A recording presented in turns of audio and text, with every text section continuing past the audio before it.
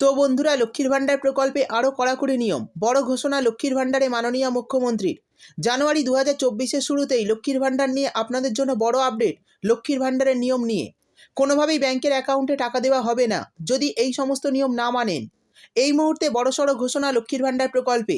জানুয়ারি মাস পড়তেই বড় ঘোষণা রাজ্য সরকারের, যাতে আপনারা সমস্ত কাজ এই কয়েকদিনের মধ্যে সেরে ফেলতে পারেন। তো কী কাজ করতে হবে সেই সমস্ত কিছু জানাবো আজকের ভিডিওতে। এই মুহূর্তে নবান্নের তরফে বড় ঘোষণা। নতুন বছর শুরুতেই লক্ষ্মীর ভাণ্ডারের টাকা পেতে কিছু নিয়ম মানতে হবে। তো চলুন দেখে নিই কী কী নিয়ম।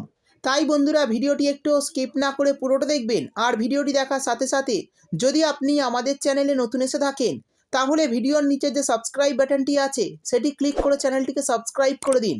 আর পাশে থাকা নোটিফিকেশান বেলটি অন করে রাখুন এই ধরনের গুরুত্বপূর্ণ ভিডিও সবার আগে পাওয়ার জন্য। তো চলুন বন্ধুরা, ভিডিও শুরু করা যাক।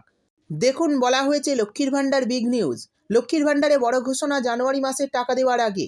নতুন ও পুরনো সমস্ত মহিলাদের জন্য এই ভিডিও। অর্থাৎ যারা নতুন করে আবেদন করেছেন এবং যারা 2021 সাল থেকে টাকা পেয়ে আসছেন, সবার জন্যই খুবই গুরুত্বপূর্ণ ঘোষণা। নবান্নের তরফে জারি করা নিয়ম মেনেই পাবেন টাকা। এছাড়া কোনোভাবে টাকা পাবেন না এবং টাকা পেলেও পরে বন্ধ করা হবে। এই মুহূর্তে রাজ্য সরকার লক্ষ্মীর ভাণ্ডারের টাকা দেওয়া নিয়ে কড়াকড়ি ব্যবস্থা নিল। আর এই কড়াকড়ি ব্যবস্থায় অনেকেই লক্ষ্মীর ভাণ্ডারের টাকা পাওয়া থেকে বঞ্চিত হতে পারেন। সুতরাং টাকা পাওয়ার আগে বা যারা টাকা পেয়েছেন, সকলেই নিয়মগুলি ভালোভাবে জেনে নিন। এবার জানিয়ে দেব কী কী নিয়ম জারি করা হলো। দেখুন, বলা হয়েছে, দেখা যাচ্ছে একাধিক মহিলার টাকা একটি ব্যাঙ্ক অ্যাকাউন্টে একাধিকবার ঢুকেছে। এই সব ব্যাঙ্ক অ্যাকাউন্টে টাকা দেওয়া বন্ধ। টাকা কেটেও নেওয়া হতে পারে, তবে সেই মহিলা যদি যোগ্য হন তাহলে সে পুনরায় টাকা পেতে শুরু করবে। এক্ষেত্রে ওই মহিলাকে সরাসরি ব্যাংকের মাধ্যমে নিজের নামে অ্যাকাউন্ট খুলতে হবে, নইলে এবার থেকে অর্থাৎ জানুয়ারি মাস থেকে ওই মহিলা টাকা পাবেন না। তারপর বলা হয়েছে, এবার থেকে সঠিক কাগজপত্র জমা করতে না পারলে ওই সব মহিলারা আর লক্ষ্মীর ভাণ্ডার প্রকল্পের টাকা পাবে না। অর্থাৎ লক্ষ্মীর ভাণ্ডারের টাকা পেতে সঠিক কাগজপত্র জমা করতে হবে। ভুল কাগজপত্র দিলে টাকা পাবেন না।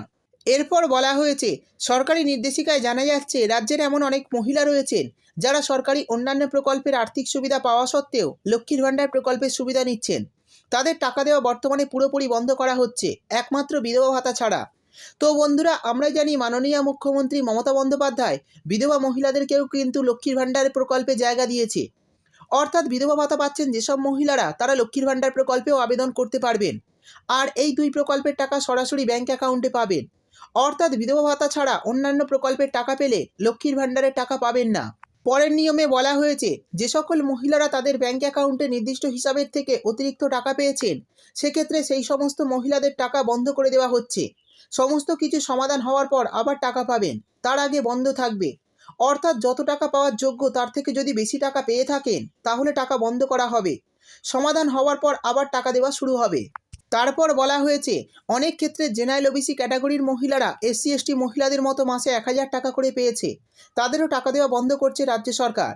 অর্থাৎ যেসব SC ST মহিলা না হয়েও জেনারেল ওবিসি ক্যাটাগরির মহিলারা মাসে 1000 টাকা করে পেয়েছে, তাদের কিন্তু বর্তমানে টাকা দেওয়া বন্ধ করছে পশ্চিমবঙ্গ রাজ্য সরকার। এরপর বলা হয়েছে, অনেকের ব্যাঙ্ক অ্যাকাউন্টের সঙ্গে KYC আপডেট করা নেই। এই KYC আপডেট না থাকার জন্য সরকার অ্যাকাউন্টে টাকা দিতে পারছে না। তো যাদের ব্যাঙ্ক অ্যাকাউন্টে KYC আপডেট করা নেই, তারা অবশ্যই KYC আপডেট করিয়ে নেবেন। তা না হলে কিন্তু লক্ষ্মীর ভাণ্ডারের টাকা পেতে সমস্যা হবে এই জানুয়ারি মাসে। এবং যারা প্রতি মাসের টাকা প্রতি মাসে পাচ্ছেন, তাদেরও কিন্তু এই KYC আপডেট করাতে হবে। পরের নিয়মে বলা হয়েছে, গত দুয়ারে সরকার ক্যাম্পে এই প্রকল্পে প্রচুর আবেদন জমা পড়েছিল, কিন্তু বেশিরভাগ ক্ষেত্রেই ব্যাঙ্ক অ্যাকাউন্ট নিয়ে জটিলতা তৈরি হয়।